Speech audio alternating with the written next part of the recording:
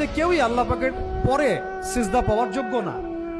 এমনকি নবীদেরকেও আল্লাহ পাক সিজদা করতে বলেন নাই, কিন্তু সেই নবী আমাদেরকে কিন্তু বলেছিলেন যে যদি আল্লাহ পরে কাউকে আমি সিজদা করতে বলতাম তাহলে আমি স্বামীদেরকে সিজদা করতে বলতাম। এটাকে তসলিমা নাসরিন স্টাইলে বুঝলে হবে না। ওরা এটাকে এভাবে নিবে যে ইসলাম মেয়েদেরকে দাসত্বের শৃঙ্খলা আবদ্ধ করতে চাচ্ছে, হ্যাঁ, আত্মস্বাধীনতা দিবে না ইত্যাদি। আমরা দেখব পরকালে আমি জান্নাতে যেতে পারছি কিনা। আল্লাহ পাকের হুকুমের চাইতে আমার কাছে কোনো যুক্তি বড় নয়। আল্লাহ পাকের হুকুমের চাইতে আমার কাছে কোনো যুক্তি, বিজ্ঞান, প্রযুক্তি এগুলো বড় মানদণ্ড নয়।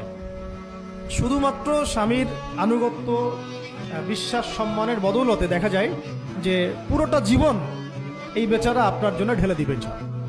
আর এই জায়গায় যদি দেখা যায় ঘাটতি থাকে, তখন কোনো কোনো ক্ষেত্রে ভালোবাসা যথেষ্ট হয়ে ওঠে না। এবং আপনারা জানেন এই শহরে ডিভোর্সের সংখ্যা দিন দিন বাড়ছে। কেন? এইগুলো মেজর কারণ আছে। হ্যাঁ, আমি বলছি না যে সব ছেলেই একেবারে পারফেক্ট, কখনোই না। ছেলেরাও যেমন সাহাবী না, মেয়েরাও সেরকম মহিলা সাহাবী না। কিন্তু সবর